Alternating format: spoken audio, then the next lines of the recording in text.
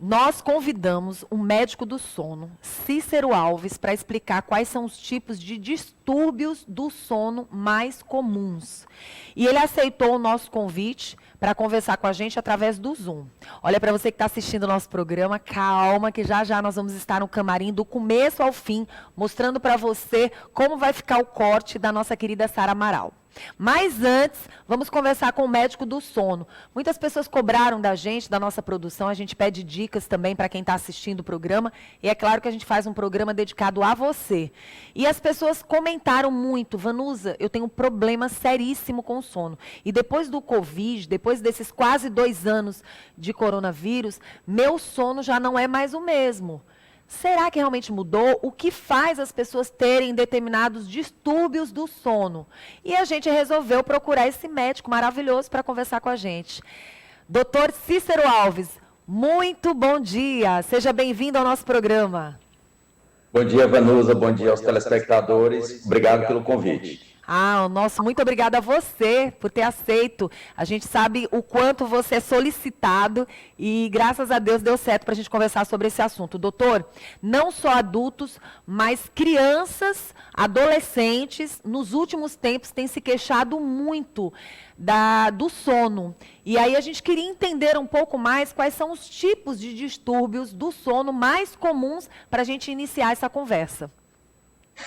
Bem, antes da pandemia do Covid, a gente tinha, vamos falar do distúrbio do sono mais conhecido, mais divulgado popularmente, que é a insônia. A gente tinha, em média, de 12% a 14% da população mundial que sofria de insônia crônica. Insônia crônica é a dificuldade para dormir em pelo menos 3 dias da semana, ou seja, que pega pelo menos 3 dias dos 7 dias da semana, e essa dificuldade já vem se estendendo por no mínimo 3 meses. Ou seja, já é uma pessoa que está brigando com a cama 3 vezes na semana ou mais, e isso já afetando a qualidade de vida dessa pessoa por no mínimo 90 dias. Depois da Covid, isso praticamente duplicou. Hoje em dia, em alguns países, eu estou em Barcelona agora no momento, estou fazendo um curso aqui em Barcelona, e as estatísticas aqui na Europa são de 33% das pessoas que estão sofrendo de dificuldade para dormir.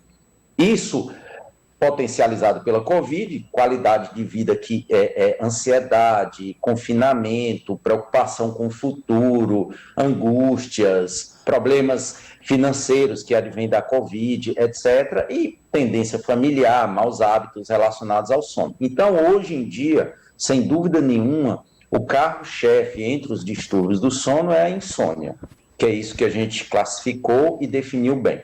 Existem outros? Existem. Nos homens, talvez o mais comum sejam os distúrbios respiratórios, que são os roncos e a apneia do sono. Roncar é fazer aquele ruído quando você está dormindo. A apneia são paradas da respiração, que acontecem com uma certa frequência durante o sono e que geralmente vem junto com o ronco. Nem todo mundo que ronca tem apneia, mas a grande maioria dos pacientes que têm apneia são pacientes roncadores. Doutor, e aí você tem outro... Pois não. Doutor, a gente nem tinha falado que o nosso médico maravilhoso está na Europa, né? Com certeza vai nos trazer muito mais oportunidades da gente cuidar da nossa saúde aqui no Piauí. Então, muito obrigada por você estar se capacitando ainda mais, sendo que você é um grande profissional que merece o nosso respeito. Então, para a gente é um orgulho saber que você está trazendo mais e mais oportunidades para a gente se cuidar, para a gente cuidar mais ainda das nossas saúdes. E, obviamente, você como médico, trazendo essa experiência maravilhosa aqui para o estado do Piauí. A gente só agradece, viu? Mas, quando você fala da apneia do sono, eu tenho uma curiosidade. A apneia do sono, somente quem está com excesso de peso é que vai ter apneia do sono? Não, essa é uma ótima pergunta. A apneia do sono ela tem inúmeros fatores de risco. A gente, é claro, não pode negligenciar o papel do sobrepeso e da obesidade. Os 2 principais fatores de risco para uma pessoa desenvolver a apneia do sono são obesidade e idade avançada. Mas existem outros fatores, como tendência genética, alterações anatômicas internas das vias aéreas superiores. E quando eu digo alterações anatômicas, falando num português mais claro, é alguma coisa que está por dentro da garganta das pessoas e que impede a passagem do ar. Porque a apneia do sono é uma interrupção do fluxo de ar. O ar não está conseguindo passar por dentro da garganta. Ou seja, pessoas que têm línguas mal posicionadas, porque todos nós temos a língua que tem que ficar na boca e deixar a garganta livre quando a gente está dormindo para que o ar consiga passar. Algumas pessoas têm a língua muito para trás e na hora que elas dormem, principalmente de barriga para cima, a língua cai e tampa a respiração. Amígdalas grandes, problemas anatômicos congênitos, a pessoa já nasce com a garganta mais estreita do que as outras. Então, enfim, nós temos fatores anatômicos, nós temos fatores genéticos, é óbvio que o peso é essencial, a idade avançada, porque causa uma flacidez da musculatura da garganta, é óbvio que a nossa musculatura com 20 anos, ela tem uma função muito melhor do que com 40, do que com 60, do que com 80. Invariavelmente, a gente vai ficando mais flácido. E aí vem o papel da atividade física na prevenção de apneia do sono com a avançada idade também. Doutor, essa questão do refluxo também influencia? Sim, o refluxo ele causa um edema, um inchaço por dentro da faringe, e isso também é um dos fatores que potencializam a apneia do sono. Então, é muito comum a associação refluxo e apneia. Tanto a apneia piora o refluxo, como pessoas que têm refluxo pioram a apneia. Doutor, aquela pessoa que insiste em não dormir bem, insiste em ter uma disputa com a noite, essa é a palavra certa. Ela imagina que o tempo não está passando, está ali no videogame, está ali num filme, numa série. Quando observa, a hora já passou. Meia-noite, 1h, 2h da manhã, de forma insistente. Quais são os problemas que ela vai ter com o sono dela e com a própria saúde dela? Bem, essa pergunta também é muito interessante, porque estudos mostram, e a gente está estudando muito isso agora também aqui, que o sono diurno, ele não tem os mesmos atributos do sono noturno. Quando você dorme à noite, você tem um equilíbrio no seu corpo. A insulina, que é o hormônio que evita o açúcar no sangue, o excesso de açúcar para proteger da diabetes, o cortisol, que é o hormônio que faz com que a gente não fique muito estressado. Quando ele acumula demais, a gente tem problemas pelo excesso de cortisol, como estresse, ansiedade, aumento de pressão arterial, aumento de peso. Todos esses hormônios, quando a gente está dormindo à noite, eles funcionam bem. Quando a gente troca a noite pelo dia, o que acontece? A gente tem uma interferência na função desses hormônios. Então, a insulina não vai funcionar bem, eu vou acumular cortisol no meu sangue, então eu vou acabar ganhando peso, eu vou acabar tendo maior chance de ter diabetes, de desenvolver transtornos de ansiedade, de ter pressão alta. Ou seja, não dormir no horário que é para dormir, que é à noite, você invariavelmente, com o tempo, vai acabar pagando um preço por isso. Doutor, existe algum alerta que a pessoa pode identificar através do olhar? Alguma dica, seja nas unhas, seja nas olheiras, seja de alguma forma demonstrada ao olhar da gente? Sim, olha, principalmente, você vê aquela face de uma pessoa que está cansada, que não tá com sono restaurador, né? Então, são pessoas que têm olheiras, pessoas que têm uma pálpebra mais rebaixada, pessoas que... E aí eu vou fugir um pouquinho só do olhar para falar um pouco de comportamento. São pessoas que têm um desempenho nos estudos e no trabalho aquém.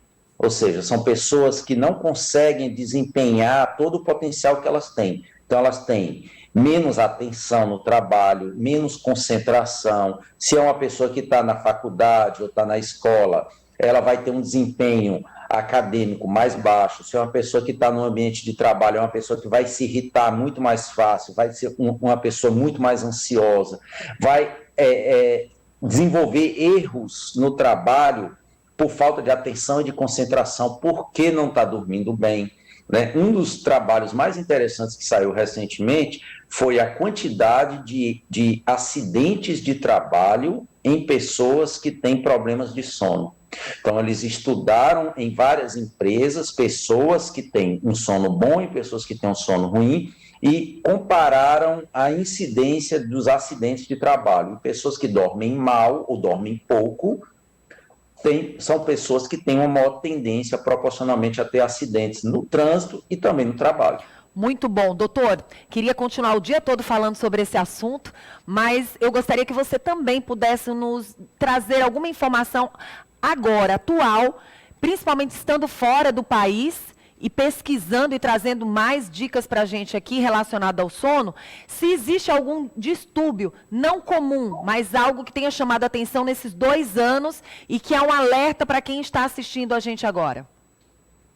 Olha, eu vou voltar a insistir no tema da insônia. Hoje em dia, a gente sabe que o mundo, nós temos 7,5 bilhões de pessoas, e 1/3 das pessoas hoje sofrem de insônia crônica, que é a dificuldade para dormir pelo menos 3 vezes na semana. Isso é uma epidemia aqui na Europa, em todos os lugares, e isso está se potencializando muito, e eu queria chamar a atenção principalmente dos mais jovens com a tecnologia, porque as pessoas estão confinadas, as pessoas sempre recebem a mensagem de evitar sair, aglomerar e ficam em casa e trocam a noite pelo dia. O teletrabalho faz com que as pessoas tenham uma certa flexibilidade de horário do trabalho.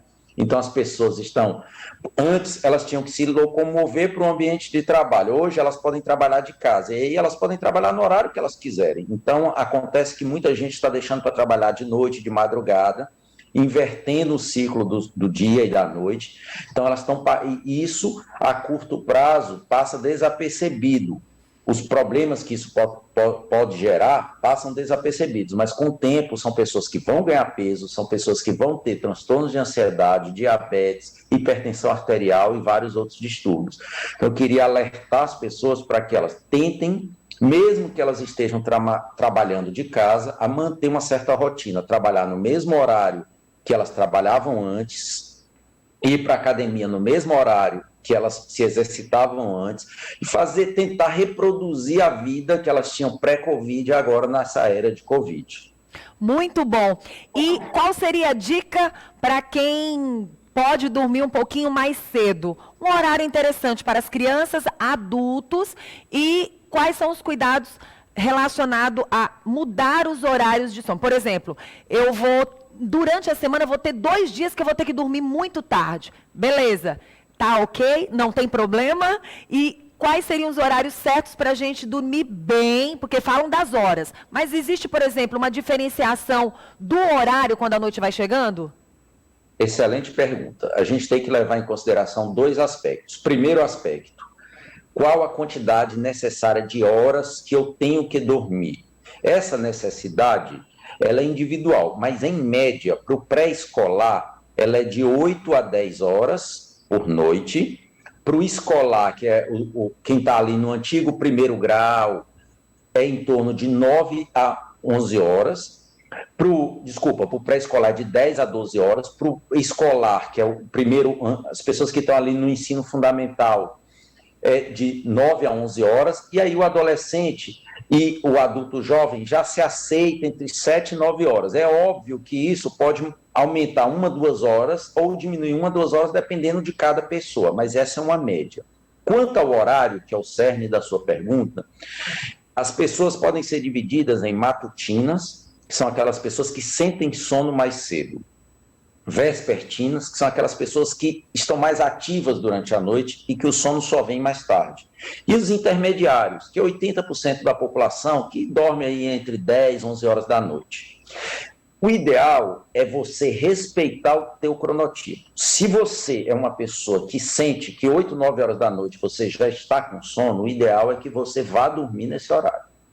Se você é uma pessoa que sente que o teu sono vem mais tarde, 11, meia-noite, que é mais vespertino, tente obedecer isso aí, sem exagerar, porque a gente já comentou que trocar o sono da noite pelo sono do dia não é saudável. Então, respeita o teu cronotipo dentro de um certo limite. Então, sinto sono mais cedo, Não vou desobedecer o meu cronotipo. É um sinal que o meu corpo está dando que eu devo dormir naquela hora. Sinto sono mais tarde, vou tentar obedecer a isso, sem tentar entrar muito na madrugada. Ok. E a grande maioria da população dorme entre 22 e 23 horas, que é o horário a gente considera um cronotipo intermediário.